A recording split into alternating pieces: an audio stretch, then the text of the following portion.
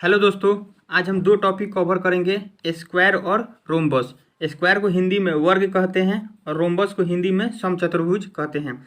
देखिए, वर्ग और समचतुर्भुज ये दोनों मतलब लगभग 50% आपस में मिलते हैं। जैसे देखिए, यहाँ से स्क्वायर का जो बेस है, अगर वैसे ही समचतुर्भुज का भी बेस है। बस क्या क्या किया इसमें न, थोड़ा सा आगे इसको एंगल ए और एंगल डी को थोड़ा सा आगे बढ़ा दीजिएगा तो ऐसा ही चतुर्भुज बन जाएगा। तो देखिए, तो इसी चतुर्भुज को हम क्या कहते हैं? समचतुर्भुज। तो सबसे पहले हम जानेंगे कि स्क्वायर किसे कहते हैं। तो वैसा चतुर्भुज जिसकी चारों भुजाएं आपस में बराबर हो तथा प्रत्येक कोण समकोण हो उसे हम वर्ग कहते हैं। यानी कि वर्ग किसे कहते हैं? तो वैसा चतुर्भुज जिसकी चारों भुजाएं समान हो तथा प्रत्येक कोण 90 डिग्री का हो। प्रत्येक कोण 90 डिग्री का हो उसे हम वर्ग कहते हैं। ठीक है। वैसे ही जानेंगे कि हम समचतुर्भुज किसे कहते हैं। तो वैसा चतुर्भुज जिसकी चारों भुजाएं समान हो तथा आमने सामने का कोण समान हो उसे हम समचतुर्भुज कहते हैं। समचतुर्भुज किसे कहते हैं? तो वैसा चतुर्भुज जिसकी चारों भुजाएं समान हो तथा उनके आमने सामने का कोण समान हो उसे हम क्या कहते हैं? समचतुर्भुज। यानी कि कोण, यानी कि एंगल ए एंगल सी के बराबर हो और एंगल बी एंगल डी के बराबर हो। ठीक है। चलिए अब हम इनके बारे में एक एक पॉइंट जानते हैं। तो देखिए, वर्ग में क्या होता है कि चारों एंगल क्या होते हैं? समान होते हैं। यानी कि angle A is equal to angle B is equal to angle C is equal to angle D. अब प्रत्येक कोण कितने डिग्री के होते हैं? 19 डिग्री के।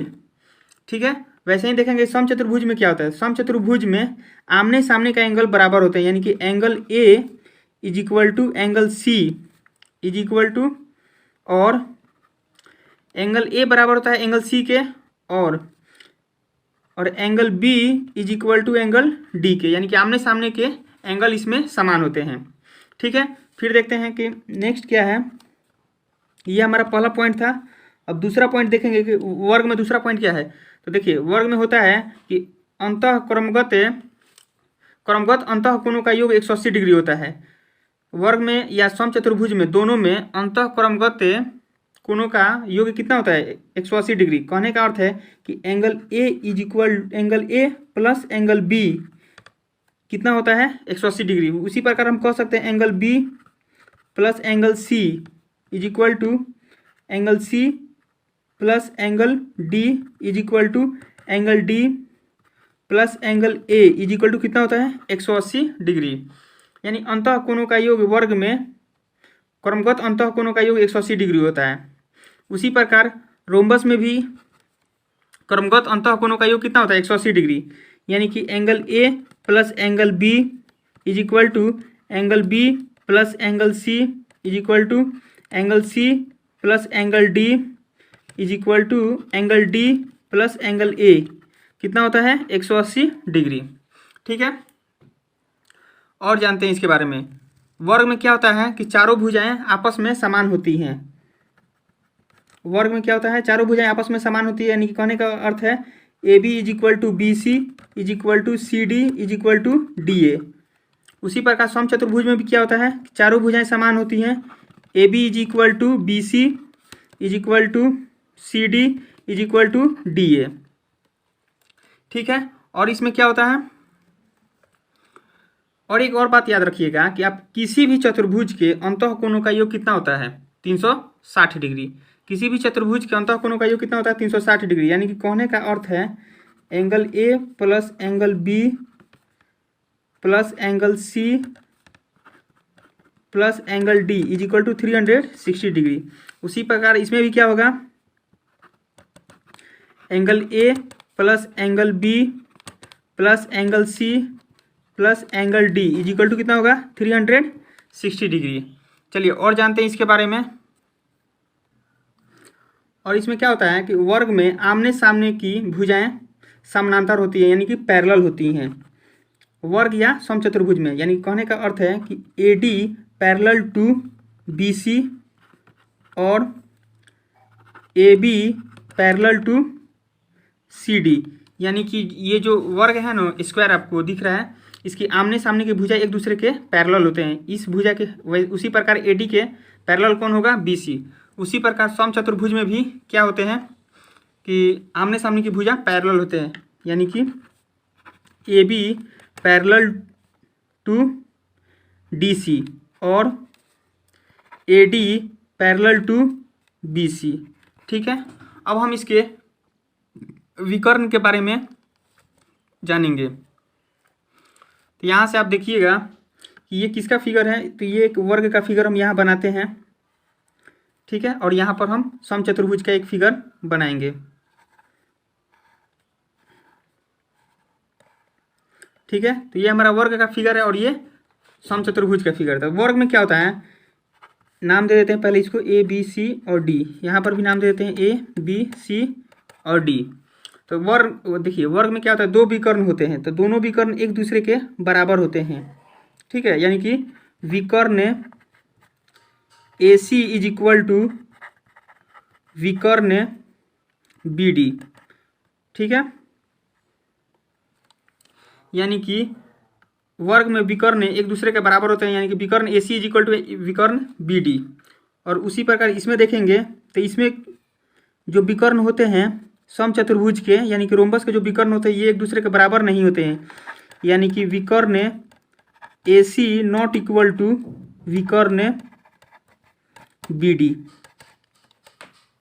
ठीक है, और चलिए जानते हैं इसके बारे में। और ये जो वर्ग और समचतुर्भुज दिख रहा है, इन दोनों को विकर्ण जिस बिंदु पर काटते हैं उस बिंदु को हम O नाम देते हैं। ठीक है, और ये दूसरे को जिस बिंदु पर काटते हैं वो हम जब काटते हैं ना, ये एक दूसरे को समद्विभाजित समकोण पर समद्विभाजित करते हैं। कहने का अर्थ है कि जब वर्ग के या समचतुर्भुज के विकर्ण एक दूसरे को समकोण पर काटते हैं, यानी कि ये एंगल 19 डिग्री का होगा और ये एंगल 19 डिग्री का, ये एंगल भी कितना होगा 19 डिग्री का, ये एंगल भी 19 डिग्री का। उसी प्रकार इसमें भी क्या होता है, ये एंगल 19 डिग्री का होगा और ये एंगल भी 19 डिग्री का, और ये एंगल कितना डिग्री का, 19 डिग्री का ही होगा। यानी कि एक लाइन में आप समझ लीजिए, वर्ग का या समचतुर्भुज के विकर्ण आपस में एक दूसरे को समकोण पर समद्विभाजित करते हैं, तो समकोण बनाते हैं। ठीक है, समद्विभाजित कहने का मतलब है कि दोनों विकर्ण एक दूसरे को बराबर बराबर भागों में बांटते हैं। जैसे कहने का अर्थ है यहाँ से OA is equal to OC होगा और OB is equal to OD। ठीक है, इसमें भी उसी प्रकार वैसे ही होगा, OA is equal to OC और OB is equal to OD। ठीक है, तो यहाँ पर O क्या है, तो इन दोनों विकर्णों को यहाँ से एक पॉइंट कट रहा है, उसी पॉइंट का नाम क्या दिए हैं हम, O। ठीक है, यहाँ पर भी दो विकर्ण एक दूसरे को एक पॉइंट पर काट रहे हैं, उस पॉइंट का नाम क्या दिए हैं, O। यहाँ से अगर नहीं दिख रहा हो, यहाँ से तो दिख ही रहा है ये, और यहाँ पर भी आपको दिख रहा है ये O पॉइंट। ठीक है, चलिए अब हम इसके फॉर्मूला के बारे में जानेंगे। ठीक है, अब हम इसके एक एक करके फॉर्मूला देखेंगे। ठीक है, तो देखिए स्क्वायर में परिमाप का फॉर्मूला क्या होता है,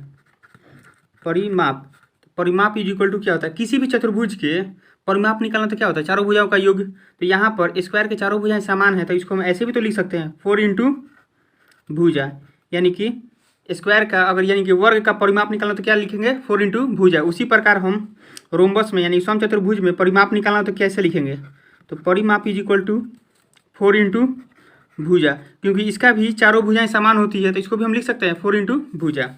अब यहाँ देखेंगे कि वर्ग का विकर्ण निकालना हो तो विकर्ण, देखिए मान लीजिए ये हमारा BD क्या है, एक विकर्ण है। अगर इसकी लंबाई निकालना हो स्क्वायर में तो विकर्ण का निकालने का फॉर्मूला होता है √2 गुणे भुजा, √2 गुणे भुजा।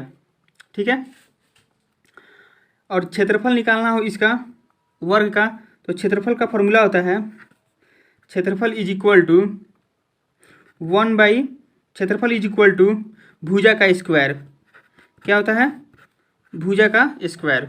उसी प्रकार रोम्बस के क्षेत्रफल निकालना हो तो क्या होगा, क्षेत्रफल is equal to 1/2 into D1 into D2।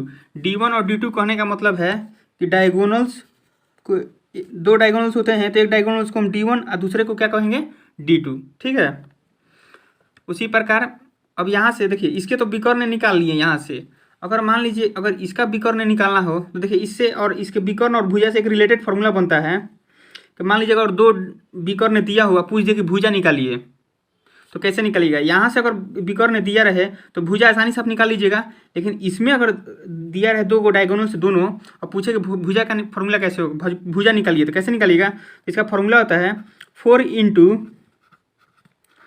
भुजा का square is equal to D1 का स्क्वायर प्लस D2 का स्क्वायर। ठीक है, इसी फॉर्मूला से हम निकालेंगे। ठीक है, अगर दोनों डायगोनल से दिए रहे प्रश्न में तो पूछे भुजा निकालने के लिए तो हम क्या फॉर्मूला यूज करेंगे, 4 इंटू भुजा का square is equal to D1 का स्क्वायर प्लस D2 का स्क्वायर। अब चलते हैं हम इसके प्रश्न देखेंगे एक एक करके। चलिए अब हम एक एक करके प्रश्न देखते हैं। तो हमारा सबसे पहला प्रश्न है, एक वर्ग की भुजा की लंबाई 13 सेंटीमीटर है तो वर्ग का परिमाप बताएं। तो देखिए वर्ग का परिमाप निकालने का फॉर्मूला हम आपको बताए हैं, परिमाप इज इक्वल टू 4 इंटू भुजा। ठीक है, तो देखिए तो 4 इंटू भुजा कितना दिया हुआ है, तो एक वर्ग की भुजा की लंबाई 13 सेंटीमीटर है तो इसका परिमाप निकालिए, यानी कि 13 चौका 52 सेंटीमीटर, यानी कि हमारा क्या होगा, ऑप्शन नंबर बी। चलिए नेक्स्ट प्रश्न देखते हैं। नेक्स्ट प्रश्न है, यदि किसी वर्ग का विकर्ण 12√2 मीटर है तो इस वर्ग का क्षेत्रफल निकाले। यानी जैसे मान लीजिए कोई एक विकर्ण दिया हुआ है, ठीक है, 12√2 मीटर, तो उसका क्षेत्रफल निकालना है। तो देखिए क्षेत्रफल निकालने का फॉर्मूला क्या होता है, वर्ग के क्षेत्रफल इज इक्वल टू भुजा का स्क्वायर। ठीक है, अगर वर्ग का क्षेत्रफल निकालना है तो क्षेत्रफल का फॉर्मूला क्या होता है, क्षेत्रफल इज इक्वल टू भुजा का स्क्वायर। तो भुजा हमारा दिया हुआ है, नहीं दिया हुआ है, तो हम सबसे पहले क्या करेंगे, भुजा निकालेंगे। तो यहाँ से देखिए विकर्ण दिया हुआ है, तो विकर्ण का फॉर्मूला क्या होता है, विकर्ण इज इक्वल टू होता है √2 गुने भुजा। ठीक है, तो विकर्ण दिया हुआ है 12√2 इज इक्वल टू √2 गुने भुजा। तो यहाँ से हम √2 से √2 काट देंगे तो हमारा भुजा इज इक्वल टू क्या मिला, यानी कि भुजा इज इक्वल टू 12 सेंटीमीटर। तो यहाँ से हम क्षेत्रफल की जगह क्या है, क्षेत्रफल का मान निकालने के लिए होता है भुजा का स्क्वायर, तो भुजा की जगह हम 12 रखेंगे। अब 12 का स्क्वायर, तो 12 का स्क्वायर करेंगे तो कितना आएगा, 144 मीटर स्क्वायर। ठीक है, तो चलिए ऑप्शन नंबर हमारा क्या होगा, ए। यहाँ पर देखिए यहाँ से छूट गया है तो यहाँ पर हम मान रख देते हैं, मान लीजिए 121 मीटर स्क्वायर। ठीक है, यानी कि ऑप्शन नंबर हमारा क्या होगा, ए। चलिए नेक्स्ट प्रश्न देखते हैं। चलिए नेक्स्ट प्रश्न है, यदि किसी समचतुर्भुज की एक भुजा और दो में से एक विकर्ण प्रत्येक 16 सेंटीमीटर है तो समचतुर्भुज की क्षेत्रफल सेंटीमीटर स्क्वायर में कितनी होगी। ठीक है, तो देखिए यहाँ से कह रहा है कि समचतुर्भुज का क्या निकालना है, हमको क्षेत्रफल निकालना है। तो जैसे यहाँ से आप एक पहले फिगर बना लीजिए, ये हमारा किसका फिगर है, तो समचतुर्भुज का। कह रहा है कि इसमें से एक भुजा 16 सेंटीमीटर है और दो में से एक विकर्ण कितना है, वो भी 16 सेंटीमीटर है। ठीक है, तो कह रहा है कि समचतुर्भुज का क्षेत्रफल निकालिए। तो समचतुर्भुज का क्षेत्रफल निकालने का फॉर्मूला होता है क्षेत्रफल is equal to 1/2 into D1 into D2। तो देखिए D1 और D2 क्या है, डायगोनल से हमारा, तो एक डायगोनल से दिया हुआ है तो दूसरा डायगोनल से नहीं दिया हुआ है, उसको निकालना पड़ेगा। तो उसके लिए देखिए हम सबसे पहले क्या करेंगे, दूसरा डायगोनल के लिए ये हमारा होगा। तो मान लीजिए देखिए आपको पता है कि किसी भी समचतुर्भुज के जब दो डायगोनल से एक दूसरे को किसी बिंदु पर काटते हैं तो वो एक दूसरे को क्या करते हैं, समद्विभाजित करते हैं, एक दूसरे को क्या करते हैं, समद्विभाजित करते हैं, यानी दो बराबर भागों में बांटते हैं। तो ये पूरी डायगोनल्स की लंबाई, यानी नाम दे देते हैं ABCD, पूरी AC की लंबाई 16 सेंटीमीटर है और इसका नाम देते हैं इस पॉइंट का O। पूरी AC की लंबाई 16 सेंटीमीटर है तो OA का लंबाई कितना होगा, 8 सेंटीमीटर। वैसे ही OC की लंबाई कितनी होगी, 8 सेंटीमीटर। उसी प्रकार BD की लंबाई अगर हम मान लेते हैं पूरा लंबाई BD का 2x है। ठीक है, तो OB का लंबाई कितना होगा, x मीटर, फिर वहाँ से OD की लंबाई कितना होगा, x मीटर। तो देखिए हमको क्या निकालना है कि D1 तो दिया हुआ है, D2 निकालना है, यानी कि ये BD की लंबाई निकालना है। तो आपको पता होगा कि जब विकर्ण एक दूसरे को किसी बिंदु पर काटते हैं तो वहाँ 19 डिग्री का एंगल बनता है। ठीक है, हमेशा वो 19 डिग्री पर काटते हैं एक दूसरे को। तो जब भी 19 डिग्री बन रहा है तो यहाँ से देखिए पाइथागोरस फार्मूला में क्या होता है, 19 डिग्री के सामने वाले भुजा को हम क्या बोलते हैं, कर्ण बोलते हैं। यानी कि पाइथागोरस फार्मूला यहाँ पर यूज करेंगे तो कर्ण का इस फार्मूला क्या होता है, कर्ण का स्क्वायर इज इक्वल टू लंब का स्क्वायर प्लस आधार का स्क्वायर।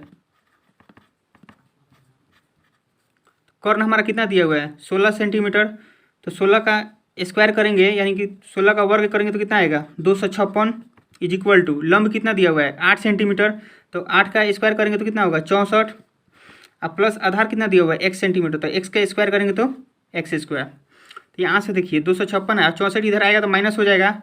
256 में से 64 गया तो कितना बचेगा, 6 में से 4 गया 2 और 25 में से 6 गया 19, यानी कि X square is equal to कितना आया हमारा 192। तो हम लिख सकते हैं एक्स इज इक्वल टू क्या होगा, रूट अंडर 192। तो 192 किसका वर्गमूल होता है, तो किसी का नहीं होता है। तो हम क्या करेंगे, इसको तोड़ेंगे, आसान बनाने के लिए तोड़ेंगे। तो यहाँ से देखिए 64 तिहाई कितना होता है 192। तो अब तो पता होगा ना आपको कि 64 किसका वर्गमूल होता है। तो 64 होता है किसका, 8 का, 8 अठाई 64, यानी कि 8√3, यानी एक्स का मान हमारा निकल गया 8√3। तो यहाँ से देखिए जब OB की लंबाई हमारा निकल गया 8√3, तो पूरा लंबाई कितना है हमारा 2x है। तो यहाँ से हम कह सकते हैं 2 इंटू एक्स का मान कितना आया है 8√3, तो यानी कि 8 दूनी 16√3, यानी कि पूरा BD की लंबाई कितना हुआ 16√3। ठीक है, तो चलिए अब यहाँ से हम मान रख देंगे। तो 1/2 इंटू D1 कितना है 16 सेंटीमीटर और D2 कितना निकला है हमारा 16√3 सेंटीमीटर। ठीक है, तो चलिए इसको काटते हैं। तो 2 8 16, 2 8 16, तो 16 8 कितना होता है 128√3, यानी कि हमारा क्या होगा ऑप्शन नंबर डी। ठीक है, चलिए अब नेक्स्ट प्रश्न देखते हैं। चलिए तो हमारा नेक्स्ट प्रश्न है, एक समचतुर्भुज का क्षेत्रफल 216 सेंटीमीटर स्क्वायर और इसके एक विकर्ण की लंबाई 24 सेंटीमीटर है, तो समचतुर्भुज की प्रत्येक भुजा की लंबाई निकालें। ठीक है, तो यहाँ से हम सबसे पहले क्या करते हैं, एक फिगर बना लेते हैं समचतुर्भुज का। यहाँ पर दे रहा है इसका क्षेत्रफल कितना है 216 सेंटीमीटर स्क्वायर और एक विकर्ण की लंबाई 24 सेंटीमीटर है। मान लेते हैं यहाँ से एक विकर्ण की लंबाई 24 सेंटीमीटर है। ठीक है, तो दूसरा विकर्ण निकालेंगे हम पहले। तो देखिए यहाँ से समचतुर्भुज का क्षेत्रफल का फॉर्मूला होता है क्षेत्रफल is equal to 1/2 into D1 into D2। क्षेत्रफल कितना दिया हुआ है तो 216, 1/2 इंटू D1 कितना दिया हुआ है 24 सेंटीमीटर और D2 यहाँ से निकाल लेंगे। तो देखिए 2 से 12 दूनी 24, फिर यहाँ से लिख सकते हैं 216/12 इज इक्वल टू D2, यानी कितना आएगा 18 बार में कट जाएगा, यानी कि D2 इक्वल टू हमारा कितना आ गया 18। ठीक है, तो डायगोनल्स हमारा एक डायगोनल्स है 24 और दूसरा डायगोनल्स कितना आया है तो 18 सेंटीमीटर। ठीक है, तो देखिए अब कह रहा है कि समचतुर्भुज की प्रत्येक भुजा की लंबाई निकालें। तो समचतुर्भुज की प्रत्येक भुजा की लंबाई यानी कि हमारा ये निकालना है। ठीक है, चारों भुजाएं समचतुर्भुज की सेम होती हैं, तो कोई भी एक भुजा निकाल लेंगे हम। तो यहाँ से आप देखिए नाम दे देते हैं पहले ABCD और इस पॉइंट को O। आपको पता होगा कि समचतुर्भुज में जब दो विकर्ण एक दूसरे को काटते हैं तो वो हमेशा 90 डिग्री पर समद्विभाजित करते हैं, यानी दो बराबर भागों में बांटते हैं। तो यहाँ से हम 90 डिग्री का एंगल बनाते हैं दो बराबर भागों में, यानी कि पूरी लंबाई ये 24 सेंटीमीटर है तो ये कितना हो जाएगा 12 सेंटीमीटर, ये भी 12 सेंटीमीटर। वैसे ही इस विकर्ण का पूरा लंबाई 18 सेंटीमीटर है तो ये हमारा कितना होगा 9 सेंटीमीटर और ये भी 9 सेंटीमीटर। ठीक है, तो अब यहाँ से देखिए ये एक ट्रेंगल बन गया। कौन सा ट्रेंगल बन रहा है तो राइट एंगल ट्रेंगल बन रहा है। कौन सा ट्रेंगल, राइट एंगल ट्रेंगल, यानी कि समकोण त्रिभुज बन रहा है। तो यहाँ से इस भुजा की लंबाई दिया हुआ है, इस भुजा की लंबाई दिया हुआ है, तो ये भुजा हम निकाल सकते हैं। कैसे, तो पाइथागोरस फार्मूला का प्रयोग करके। तो कर्ण का स्क्वायर इज इक्वल टू लंब का स्क्वायर प्लस आधार का स्क्वायर, आधार का स्क्वायर। तो कर्ण हमारा कितना दिया हुआ है, कर्ण ही तो निकालना है, ये भी भुजा तो निकालना है हमको। तो यहाँ मान लेते हैं हम ये भुजा की लंबाई कितना है x है, तो यानी कि X square is equal to लंब कितना दिया हुआ है 12, तो 12 का स्क्वायर करेंगे तो कितना होगा 144 और आधार कितना दिया हुआ है 9, 9 का स्क्वायर करेंगे तो 81। अब इसको जोड़ेंगे तो 4 1 5 और 8 12 और 1 1 2, यानी कि X square is equal to कितना आता है 225। तो एक्स इज इक्वल टू क्या होगा रूट अंडर 225। तो 225 किसका वर्गमूल होता है तो यानी कि 15 का। तो यानी एक्स हमारा क्या है भुजा है, तो यानी कि भुजा कितना निकला है 15 सेंटीमीटर, यानी कि ऑप्शन नंबर हमारा क्या होगा सी। यहाँ प्रश्न में कह रहा था समचतुर्भुज की प्रत्येक भुजा की लंबाई। तो प्रत्येक भुजा कहने का मतलब है समचतुर्भुज में चारों भुजाएं समान होती हैं, तो जब एक भुजा का आप निकाल लिए तो समझिए कि सारे भुजा निकल गए। ठीक है, चलिए अब नेक्स्ट प्रश्न देखते हैं। चलिए नेक्स्ट प्रश्न है, एक समचतुर्भुज के विकर्ण 12 सेंटीमीटर और 16 सेंटीमीटर हैं। समचतुर्भुज की सभी भुजाओं के मध्य बिंदुओं को मिलाने से बनी आकृति का क्षेत्रफल बताएं। जैसे इसके कहने का मतलब है कि जैसे हमारा ये समचतुर्भुज है, ठीक है, ये हमारा समचतुर्भुज है ए बी सी और डी। तो कह रहा है कि समचतुर्भुज की सभी भुजाओं के मध्य बिंदुओं को मिलाने से बनी आकृति का क्षेत्रफल बताएं। जैसे यहाँ समचतुर्भुज है तो इसके हम मध्य बिंदु से बने आकृति का एक क्षेत्रफल बताएं। तो आपको पता होना चाहिए कि समचतुर्भुज के भुजा के मध्य बिंदुओं को मिलाने से जो आकृति बनता है वो भी एक समचतुर्भुज ही होता है। तो कह रहा है कि उस आकृति का क्षेत्रफल निकाले। तो ये आकृति का क्षेत्रफल क्या होता है, पूरे समचतुर्भुज का क्षेत्रफल निकाल लेंगे और उसका आधा इस आकृति का क्षेत्रफल होता है। तो यहाँ से हम निकालेंगे क्षेत्रफल is equal to 1/2 into D1 into D2, यानी कि ये जो समचतुर्भुज है ना इसका क्षेत्रफल है, क्षेत्रफल का फॉर्मूला है। तो 1/2 इंटू D1 हमारा कितना दिया हुआ है 12 सेंटीमीटर और D2 16 सेंटीमीटर। तो यहाँ से हम काट देंगे 2 छक्के 12 और 16 छक्के 96, यानी कि 96 सेंटीमीटर स्क्वायर। हमारा पूरा समचतुर्भुज के क्षेत्रफल निकल गया। तो अब पूछ रहा है कि इसके भुजा के मध्य बिंदुओं से बनने वाली आकृति का क्षेत्रफल बताएं। तो समचतुर्भुज का आधा होता है, जो आकृति बनता है ये भी एक समचतुर्भुज ही है। तो आधा बनता है तो बस क्या करेंगे, इसको 2 से डिवाइड कर देंगे। तो यानी कि 2 से डिवाइड करने पर क्या आएगा 48 दूनी 96, यानी कि 48 सेंटीमीटर स्क्वायर, यानी कि ऑप्शन नंबर सी। ठीक है, यहाँ से देख लीजिए आप।